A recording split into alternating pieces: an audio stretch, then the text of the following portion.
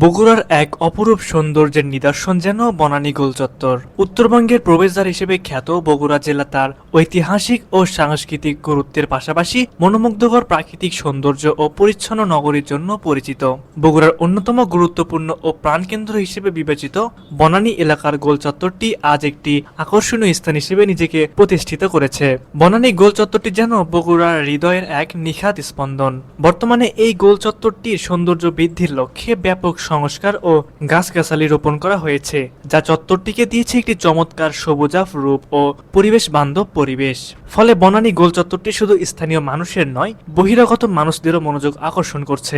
বগুড়া নামটি শুনলেই যে মিষ্টি দইয়ের কথা সবাই প্রথমে মনে করে, সেই স্বাদ আর ঐতিহ্যকে সম্মান জানিয়ে বনানী গোল চত্বরটিতে এক অভিনব ধারণা নিয়ে ভাবা হচ্ছে। অনেকেই আশা করছেন এই চত্বরের মাঝখানের ফাঁকা জায়গাটিতে একটি বিশাল দইয়ের হাড়ি স্থাপন করা হোক, যা বগুড়ার ঐতিহ্যবাহী দই মিষ্টির প্রতি শ্রদ্ধা প্রকাশ করবে এবং দর্শনার্থীদের জন্য একটি বিশেষ আকর্ষণীয় পয়েন্ট হিসেবে কাজ করবে। দইয়ের হাড়ি স্থাপনের মাধ্যমে চত্বরটির সৌন্দর্য আরো বৃদ্ধি পাবে এবং বগুড়ার মিষ্টি সংস্কৃতির প্রসার ঘটবে।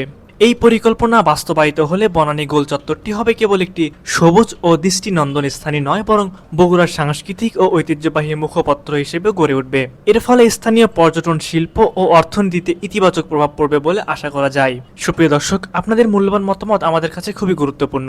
আপনারা কি চান, এখানে দই চত্বর করলে বেশি ভালো হবে নাকি অন্য কোনো কিছু? অবশ্যই সেই বিষয়ে আপনারা কি ভাবছেন তা অবশ্যই আমাদের কমেন্টে জানাতে ভুলবেন না।